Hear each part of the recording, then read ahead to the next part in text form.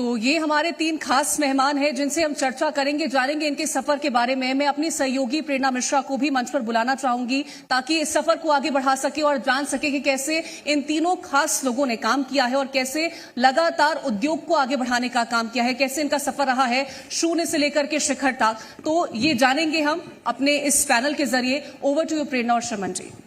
बहुत शुक्रिया कीर्ति। सर, आप तीनों का ही बहुत स्वागत है। सबसे पहला सवाल संजीव सर आप ही से है मेरा। इतना लंबा सफर आपने तय किया है, कोई ऐसा क्षेत्र नहीं है मुझे लगता है जो छोड़ा हो। स्वास्थ्य हो गई, शिक्षा हो गई, इंडस्ट्रीज हो गई, हर एक क्षेत्र में बेहतर काम किया है। शुरुआत कैसे हुई, कैसे लगा कि आपको शुरू करना है और ऐसा काम शुरू करना है जो अनंत हो? सबसे पहले जी टीवी का बहुत बहुत धन्यवाद, एक मौका दिया मुझे शर्मन के साथ बात करने का। हम पहले भी मिले, सेज यूनिवर्सिटी भोपाल में आप आए थे हमारे यहाँ, पिछली बार मूवी प्रमोशन में आए थे।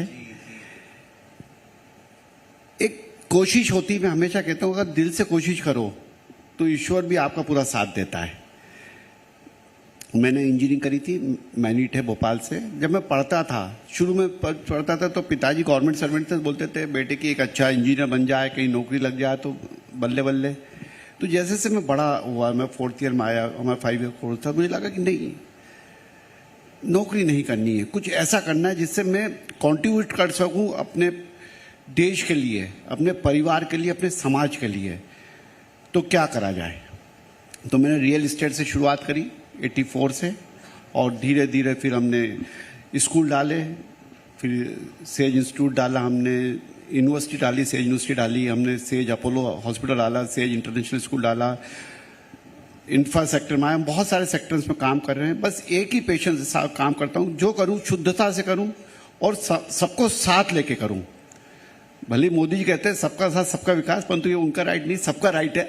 सबको साथ लेके चलता हूँ। मेरे ग्रुप में करीब करीब 5000 डायरेक्ट पर्सन मेरे साथ इन्वॉल्व हैं, करीब 15000 इनडायरेक्ट हैं, 35000 स्टूडेंट्स काम कर रहे हैं, करीब 5 लाख फैमिली सब डायरेक्टली अटैच है। तो एक ही रहती है कि जो मेरे साथ जुड़ा है वो हर हाल में खुश रहे, सच्चित आनंद में रहे, मैं भी रहूं, उसको भी रहने दूं।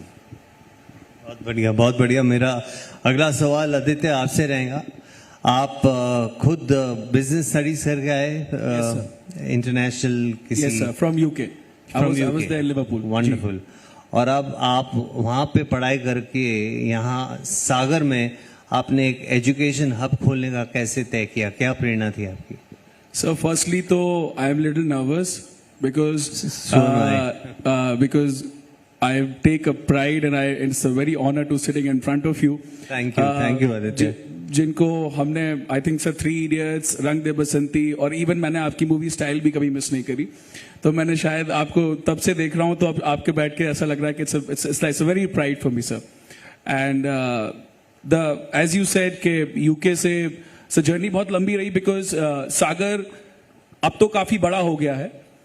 पहले आज से अगर 10-15 साल सर सब लोग जानते हैं कि वहां पे थोड़ा सा मुझे एडजस्ट करना डिफिकल्ट था, because I was in a boarding school since like 4th standard, Scindia school, then I went to Bangalore, then I went to UK and coming back sir वहां मेरी जॉब भी लग गई थी।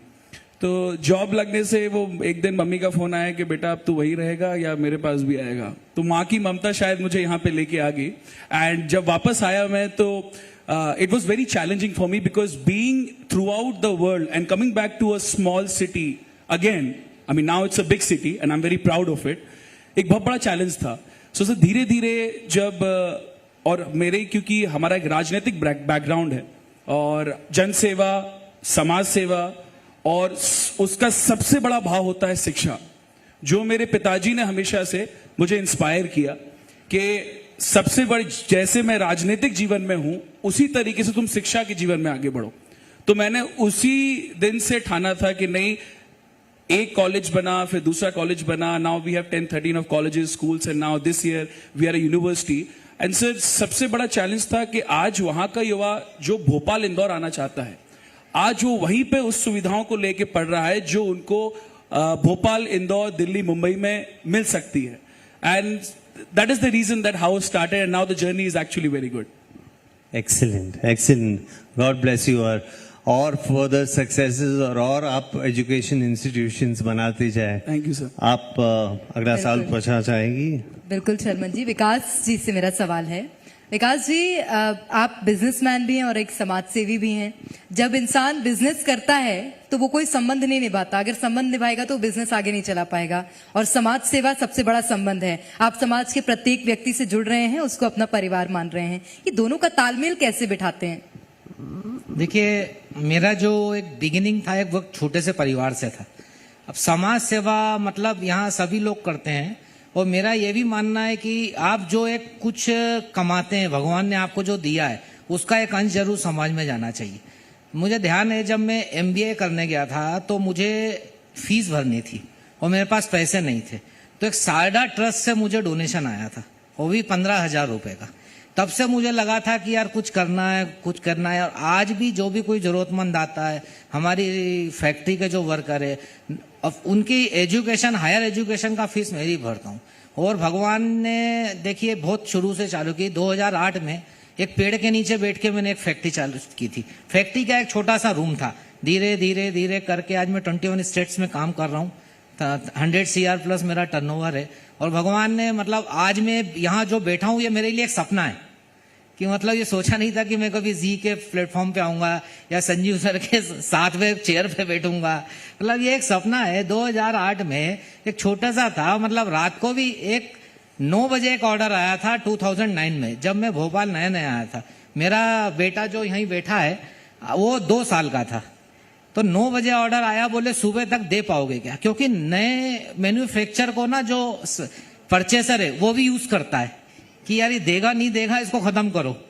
हम पति पत्नी दोनों बैठ रहे थे, तो बोले चलो अपन फैक्ट्री चलते हैं। हम तीनों लोग फैक्ट्री गए, बच्चे को एक टेबल पे हमने लेटाया, रात को फैक्ट्री चलवाई, और लूना से हर तीसरे घंटे में 20-20 किलो माल मैंने सप्लाई किया। वो एक सफर है, और आज हम ट्रक से काम करते। तो समाज सेवा एक अपना फर्ज है, और मैं सभी से गुजारिश करता हूँ, और सब करते भी हैं, कि जो भगवान आपको दे रहा है उसका एक निश्चित परसेंटेज तय करके आप समाज को जरूर दें। और निश्चित रूप से अगर समाज को आप 1 रुपया देंगे, ये मेरा एक्सपीरियंस है कि आपको 4 रुपए ओवर वाला फिर से देगा। बहुत बढ़िया, बहुत अच्छी बात कही आपने। संजीव जी, मेरा अगला सवाल आपसे है। सर, आप एजुकेशन सेक्टर को आगे चलते हुए in the near future, how do you see it progressing? और खास करके of course says says universities किस तरह आगे बढ़ेगी? किसी भी चीज को आगे ले जाने के लिए नॉलेज इज मस्ट। सरस्वती देवी की कृपा चाहिए ही चाहिए। और हमारे तो धर्म में कहा गया है विद्याति दयाति विनयम, तो हमें विद्या तो बहुत ज्यादा नीड है, क्योंकि हमारा मूल सिद्धांत है कि हमें जैसे सक्सेस कैसे मिलेगी, तो विद्या के थ्रू ही हमें सक्सेस मिलेगी, धर्म के थ्रू सक्सेस मिलेगी, संस्कार के थ्रू सक्सेस मिलेगी। आने वाला समय हमारे देश का है, भारत का है, कि हमारा देश का नेतृत्व ऐसे हाथों में जो हमारे देश को अलग लेवल पे ले जा रहा है। तो मैं सेज यूनिवर्सिटी इंदौर और भोपाल में 35,000 स्टूडेंट पढ़ रहे हैं, हम दूसरे स्टेट्स में जा रहे हैं, और मैं बाहर भी ले जाना चाह रहा हूँ, क्योंकि हमारे सिद्धांत, हमारे मूल बाहर भी जाए, तभी जाके हम अपने देश को ग्रो कर पाएंगे, अपनी संस्कृति को ग्रो कर पाएंगे। और सर, यही बात हेल्थ सेक्टर को भी लेकर के। यस, जैसे मैंने भोपाल में सेज हॉस्पिटल शुरू करा, अपोलो के साथ टाई अप करके, ओएनएम पे दिया है, अपोलो सेज हॉस्पिटल 350 बेड का बनाया है, एकदम एक्सीलेंट हॉस्पिटल बनाया है। और मैंने एक ही चीज वहां पर हमारे जब भी बात करता हूं कि हमें प्योरिटी के साथ काम करना है, और समर्पण भाव के साथ हमें एक ही इच्छा है कि हम हैप्पीनेस पे काम करें। मैं हमेशा हैप्पीनेस इंडेक्स पे हर महीने काम करता हूँ। हमारे पास जितने जन हैं, हर स्टूडेंट का हैप्पीनेस इंडेक्स जांचते हैं हम, भाई किस लेवल पे हो आप और किस लेवल पे आपको ले जाना है, आपको मार्कर तो पता होना चाहिए ना।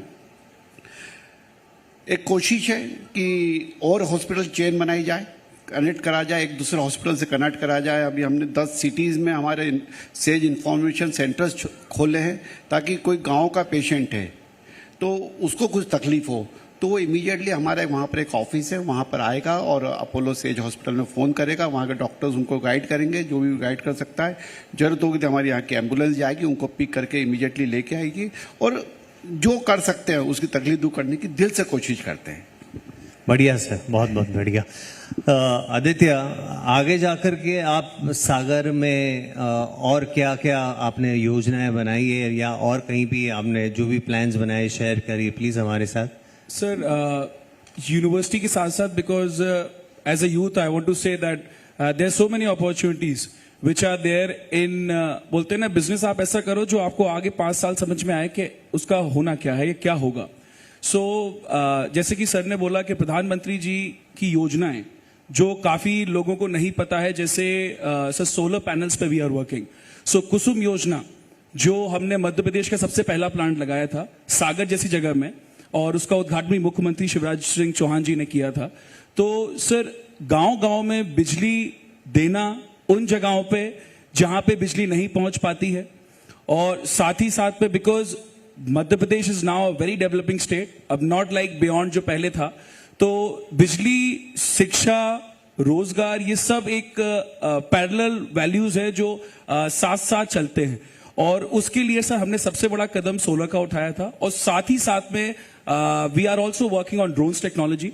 For example, our university will be giving drone education to every student across Madhya Pradesh. That is our monopoly. उसमें सर हम उनको ड्रोन्स की जितनी सेवाएं, जैसे प्रधानमंत्री की स्वामित्व योजना कहलाती है, वो हर तरीके से ड्रोन सर्वेइंग में हेल्प करती है। सर एक छोटा सा उदाहरण दूंगा। मैं असम गया था, कामाख्या देवी में जाता रहता हूँ, मानता हूँ उनको, तो देवी के दर्शन के लिए गया था वहां पे। तो वहां पे सर कुछ लोग ड्रोन उड़ा रहे थे and they were doing surveying of the land. तो लैंड सर्वे कर रहे थे, तो एकदम से वो लैंड सर्वे गया, तो मेरी रुचि है कि ये लोग क्या उड़ा रहे हैं, क्या कर रहे हैं। तो वहां पे जाके मैंने देखा, तो that person who was flying the drone, मैंने उससे पूछा क्या कर रहे हो, बोला मैं सर्वे कर रहा हूं। मैंने कहा सर्वे क्या होता है? बोलता है जो पटवारी और तहसीलदार मैनुअली करते हैं उसको हम हवा में कर रहे हैं, and that is called drone mapping. और वो जो लड़का था सर, वो मेरे सागर के गांव के नरियावली का था, जो कि 35-40 हजार में वहां नौकरी कर रहा है। And I was so proud of myself कि this is the education which I am thinking that they are doing there, that I need to get it in Sagar. So that was my hope sir. Excellent. God bless यार. God bless. India is making progress because of entrepreneurs such as yourselves. All three of you are here on stage. विकास जी, आपने अपने business के बारे में तो बताया ही हमको, आप अपनी थोड़ी वाइफ के बारे में भी बताइए। प्राची उनका नाम है शायद, है ना? तो प्राची जी भी आपके साथ आपके बिजनेस में तो जुड़ी हुई है, और मैंने सुना है कि आपके साथ साथ बहुत अच्छा सामाजिक काम भी कर रही है। जी। एक्चुअली मेरे बिजनेसमैन के पीछे ही मेरी वाइफ का हाथ है। मेरा फर्स्ट जॉब रेमंड छिंदवाड़ा में था, सेकंड जॉब बीपीएल बेंगलोर में था, और थर्ड जॉब ट्रिनिटी कानपुर में था। तो मेरी वाइफ एक दिन बोली कि अपने को कुछ अपना करना चाहिए। तो मैंने कहा क्या करने के लिए तो पैसा चाहिए। बोले आगे बढ़ो, सब ऊपर वाला करता है। और फिर एक्चुअली हम लोग भोपाल आए 2008 में, और आज 13-14 साल पूरा घर की जिम्मेदारी वही देखती है, बच्चों का परवरिश पूरा उसने देखा। मुझे सिर्फ देखा कि आप मेहनत करिए, फैक्ट्री चलाते रहिए, काम करते रहिए। और आज भी वो माहेश्वरी जिला सभा में सेक्रेटरी है, और बहुत सी चीजें हैं, वन बंधु परिषद वगैरह सब में है। और ऐसा नहीं कि सिर्फ समाज ही है, घर की पारिवारिक, सामाजिक और फैक्ट्री का पूरा दायित्व वही निभाती। मेरे को सिर्फ ये है कि आप फैक्ट्री देखिए, बाकी मुझे घर से फ्री कर रखा है, और मेरी सक्सेस के पीछे भी उसी का हाथ। कितनी शक्ति होती है शर्मन जी, आप ये देखिए, एक महिला की घर के साथ साथ पूरा काम निभा रही हैं, उसके बावजूद काम में कोई कमी नहीं कोई कमी। तो ये लोगों को भी सीख लेनी चाहिए, जो कि महिलाओं को कहते हैं कि वो काम नहीं कर सकती, वो शारीरिक रूप से कमजोर हैं, वो मानसिक शारीरिक दोनों रूप से बहुत मजबूत हैं। संजीव जी, आपकी ओर आऊंगी। जिस तरह से हम देखते हैं सेज यूनिवर्सिटी में जो एजुकेशन का पैटर्न है, वो आप सिर्फ देश के हिसाब से ही नहीं, फॉरेन कंट्रीज से भी प्रेरित होकर ला रहे हैं, क्योंकि सेज यूनिवर्सिटीज में बहुत सारे आपके परिवार के जो युवा हैं वो भी काम कर रहे हैं, वो भी आइडियाज देते हैं। इंफ्रास्ट्रक्चर से लेकर एजुकेशन पॉलिसी तक हर एक चीज वहां पर नई है। अभी फिलहाल कोई नवाचार हो रहा है क्या सर? बहुत सारी साहब, आज मैं इंदौर की सेज यूनिवर्सिटी से भी आ रहा हूँ, वहाँ बहुत सारी नई चीजें करके आ रहा हूँ। जैसे मेरे दोस्त बता रहे थे कि वो ड्रोन पे कर रहे हैं, तो हमने भी ड्रोन का आज से कंसीव करा है कि ड्रोन पे हम भी बड़े लेवल पे सर्टिफिकेट प्रोग्राम्स करें, बड़े लेवल पे चीज़ें अडॉप्ट करें। और एक प्लेन्स बहुत आ गए, आने वाले समय एविएशन का है, तो ये 2 प्रोग्राम आज ही शुरू करके आया हूँ मैं, आज ही उसकी नींव रख के आया हूँ। तो ऐसे बहुत सारी चीज़ कर रहे हैं हम। इंटरनेशनल लेवल पे हार्वर्ड से हमने टाई अप करा है, बहुत सारी ग्लोबल यूनिवर्सिटी से टाई अप करा है, बहुत शॉर्टली हम MOUs कर रहे हैं कि 1-2 साल यहाँ पढ़ लो, 1 साल वहाँ पढ़ लो, एक साल दोनों पढ़ लो। तो हम ऐसे चीज़ें तो करनी पड़ेगी आपको। अगर टॉप 100 वर्ल्ड की यूनिवर्सिटीज़ में आना है, जो कि इंडिया में अनफॉर्चुनेटली नहीं आ पा रहे हैं, और IITs अब कर रहे हैं, तो हम भी क्यों नहीं कर सकते। IITs तो गवर्नमेंट के साथ बहुत सारे कंसेंट्स होते हैं, प्राइवेट तो आप 10 लोग बैठे मेन बोर्ड मेंबर और टेक द कॉल। कुछ सोच चाहिए, बस सोच चाहिए और कनेक्ट चाहिए। और दोनों अब आज के टाइम कनेक्ट तो बहुत आसान हो गया है। पहले होता था कि साहब फ़ोन लगाने में भी 2-2 घंटे लाइटिंग कॉल लगा के बैठे हुए हैं और अमेरिका से कनेक्ट कर रहे हैं, और होता नहीं था। अब तो सेकंड्स की बातें होती हैं। आने वाले समय और फास्ट होगा, माइंड से मैपिंग होगी और माइंड से बातें हो जाएंगी चीज़ें। AI आ गया, आर्टिफिशियल इंटेलिजेंस पे भी हमने बहुत सारे नए कोर्सेज शुरू करें, क्योंकि आने वाले समय के अनुसार अगर आपने अपने आप को नहीं ढाला और अपने स्टूडेंट्स को नहीं ढाला तो आप कॉम्पीट नहीं कर पाओगे। बहुत तेज़ी से पूरा एजुकेशन सेक्टर में बदलाव आ रहा है। NEP नई पॉलिसी आई है, न्यू एजुकेशन पॉलिसी हमारे भारत में इम्प्लीमेंट करी गई है, उसको हमने फुल इम्प्लीमेंट कर दिया है, क्योंकि पढ़ाना नहीं, अब याद नहीं कराना। पहले टाइम पे हम याद कराते थे कि अकबर कब मरा था, कब जिंदा हुआ था, मोहनजोदड़ो क्या था, कोई नहीं। आज तो हर चीज़ मोबाइल पे। आप हमें रीजनिंग के साथ करना है कि कैसे बना ये फार्मूला।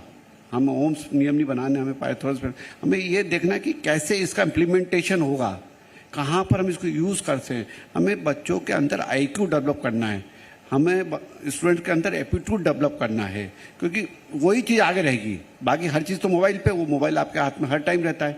नॉलेज नहीं चाहिए हमें, उसको नॉलेज को कैसे यूज़ करना है, दैट थिंग रिक्वायर। तो हमारे सेज यूनिवर्सिटी के हर स्टूडेंट को, सेज ग्रुप के हर पर्सन को अपडेट करते हैं every time. Wonderful sir, wonderful. और आज के यूथ को तो 100% एडवांटेज है to access the internet and get all the information. It's now about how to get to the core of the thing rather than getting the upper layer of it, which is just the information. Yes. है ना? तो अच्छी बात है। आदित्य, आगे जाके आप politics में जाने की कुछ सोच रखते हैं या और उसके साथ साथ और एक सवाल मैं आपसे करना चाहूँगा कि आप एक यूथ आइकन है, तो यहाँ के युवाओं को, इंडिया के युवाओं को, मध्य प्रदेश के युवाओं को कोई खास एक संदेश देना चाहे आप? सर, आपका पहला क्वेश्चन का आंसर पहले दूंगा मैं, क्योंकि सर आपने कहा कि राजनीति में जाने का ख्वाब रखते हैं। नहीं तो राजनीति तो सर एक शिक्षा भी उसका एक माध्यम है, जनसेवा, एज आई सेड। तो जनसेवा के साथ साथ क्योंकि राजनीतिक बैकग्राउंड शुरू से ही रहा, तो सर वो ऑटोमेटिकली टू बी ऑनेस्ट है। और क्योंकि मेरी सबसे बड़ी प्रेरणा मेरे पिताजी और मेरे जितने बड़े बुजुर्ग हैं मेरे घर में, और सबसे मेरा छोटा भाई है, वो एक्टर है, उसने आश्रम और जो सीरीज की है, वो नेता भी है और अभिनेता भी है, तो वो दोनों करता है। तो क्योंकि वो भी जनसेवा का एक माध्यम है, लगा रहता है पिताजी के साथ। तो सर राजनीति तो ऐसा है कि है और चलती रहती है, बट हम तो अपनी शिक्षा की ओर और उसके साथ साथ जो भी हम योगदान दे सके समाज को, that is my main priority. और sir second, as I said, कि आप युवाओं को, जो आपने बोला कि I am not a youth icon still sir, but I hope so I will later on. But मैं इतना जरूर कहूंगा कि जितने भी युवा हैं कि मेहनत इतनी खामोशी से करो कि कामयाबी चिल्ला उठे। तो you should believe, you should not wait for opportunity to come to you, you have to knock the door for the opportunity to find yourself there, otherwise it is very difficult. And sir आज का world इतना challenging है कि if you are not being competitive, I mean sir I mean they are also one of the idols who are sitting with 100 crores of turnover and 1,000 crore of whatever, vice versa. So it's like कि challenging हम लोग के लिए बहुत है. And being in a competitive market, you have to be out of the line. You can't follow the line in a path where everybody is standing. Because if you're standing in the same way, I don't think so you will be outcome कि आप दिखा भी पाएंगे आप कहाँ हैं कहाँ नहीं. आप वो करके दिखाइए जो लोग नहीं कर पा रहे हैं, and 100% people will recognize you. And in this India, in this right now 21st century, what government is doing, what people are doing, everybody will appreciate you. It's just that you need a spark. I always say, don't make your life large. Don't live it. make it. Living it is very easy. Making it is difficult. So make the life, sir. Sir आपसे अगला सवाल sir business को लेकर आगे जाके आपकी क्या और योजनाएं हैं प्लीज शेयर करेंगे आप हमारे साथ। सर हमारा जो पैकिंग मटेरियल बिजनेस है हमको रोज कुछ नया करना पड़ता है। कभी बैकवर्ड इंटीग्रेशन करो, कभी फॉरवर्ड करो, क्योंकि भोपाल जो है एक डेवलपिंग शहर है, डेवलप नहीं है। हमें कंपटीशन है अहमदाबाद से, दमन से, बेंगलोर से, तो उनसे कंपटीशन करके हमको ऑल इंडिया टेंडर पार्टिसिपेट करने पड़ते। तो अभी हम बैकवर्ड इंटीग्रेशन करते जा रहे हैं। पहले मेरे पास एक प्लांट था, आज 4 प्लांट है। तो जो रॉ मटेरियल मैं बाहर से लेता हूं अब उसी का मैन्युफैक्चरिंग में करते जा रहा हूं। अभी नेक्स्ट इसमें हम वोवन सेक्स टेक्सटाइल इंडस्ट्री में जा रहे हैं। I think nearby 140 looms and 650 kg per hour का प्लांट है। तो वो आई थिंक नेक्स्ट ईयर हमारा इंस्टॉल हो जाएगा। To reduce the cost of production, increase the volume, ये एक फिलोसॉफी पे कोई भी इंडस्ट्री वाला काम करेगा तो सक्सेस उसको जरूर मिलेगी। बढ़िया बढ़िया कमाल sir. All three of you all such wonderful achievers and so inspiring right here for everyone in the audience and for me too. All the best to all three of you all and wishing to see our success story grow taller and bigger with each passing year.